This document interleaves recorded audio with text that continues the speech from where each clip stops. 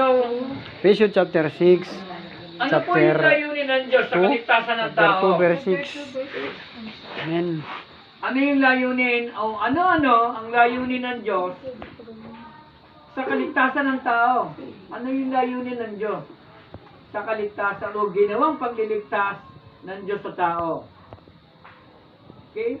So, dapat natin ng chapter 2 ng Efeso, sabi niya doon, dahil sa ating pakipag-isa kay Kristo Jesus, layunin niya, yung pagliligtas niya sa atin, na maintindihan natin, sabi niya, unang layunin niya ay tayo ay makipag-isa sa Kanya. Makipag-isa sa Kanyang. Ibig sabihin, bakit muling bubuhayin o muling buhayin ng Diyos? Ibig sabihin, tayo pala ay galing sa kamatayan. Ano ba tinatawag na ditong kamatayan? Kamatayang espiritual. At kaya nga layunin ng Diyos sa lahat ng tao na wala pang tamang relasyon sa Kanya, tingnan nyo ha, para maintindihan natin, ay upang tayo ay buhayin niya. Bakit bubuhayin? Dahil tayo ay galing sa kamatayan. Anong galing sa kamatayan? Patay tayo sa espiritual. Kapag ang tao ay patay sa espiritual o hiwalay sa Diyos, ang tao ay malaki o napakalaki ng posibilidad na siya ay mapupunta sa impyerno. Bakit? Yunin niya, nabuhayin ka. Bakit kanya bubuhayin? Sa ka ba nanggaling? Sa ka ba nagmula?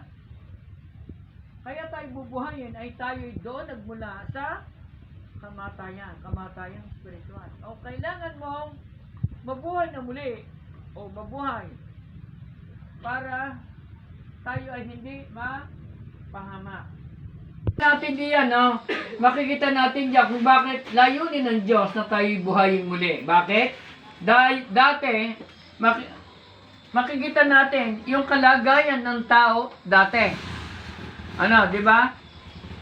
Ano yung kalagayan ng tao? Siya ay patay sa espiritu.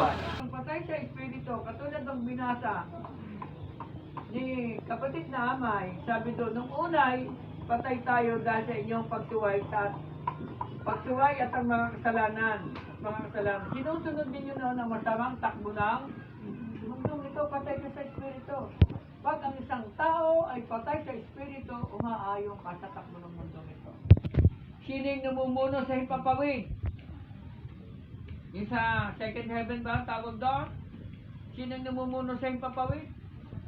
Satanas.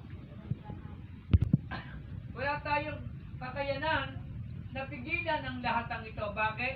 Dahil ikaw ay patay sa espiritu. Tama ba? Ito yung nagaya natin ginagawa natin yung gusto niya. Wala tayong kapangyarihan, wala tayong lakas na suwayin. Kulabanan siya. Bakit? Patay ka sa espiritu. Kung ano yung gusto niya, siya natin muling buhayin galing sa kamatayan. Patay tayo sa espiritual. Ang patay sa espiritual at walang pagkaunawa, ibig sabihin, babanggitin ko ito, patay sa espiritual, walang pagkaunawa, at hindi mo alam ang katotohanan, at ikaw ay mangmang sa salita ng Diyos. Sa Satanas.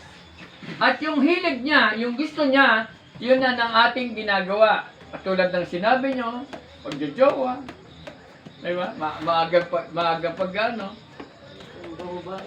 pagbababae. Kasi sabi doon, tingnan nyo ang mga hilig ng laman. O para makita nyo, nagli-live-in. Alam nyo ba ibig sabihin ng live-in? Opo. Pagsasama po. Pagsasama ng? Ano po? Hindi kasal. Mundo yan.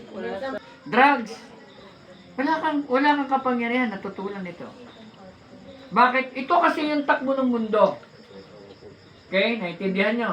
Kaya nga kahit mga babae, kita nyo ha? Kahit mga babae, nagiinom. Kahit mga kabataan, makikita natin, naninigarilyo. Alisin ka ng Diyos doon sa kamatayang espiritual. Alam nyo ba, pagkapatay ka sa espiritual, doon ay mayroong kahatulan, mararanasan ng tao ang galit at kanyang puot. Ikalawa ay, sabi doon ay, hindi niya alam ang katotohanan. Siya ay bulag sa katotohanan at Ikatlo, siya'y alipin ng kamunduhang ito.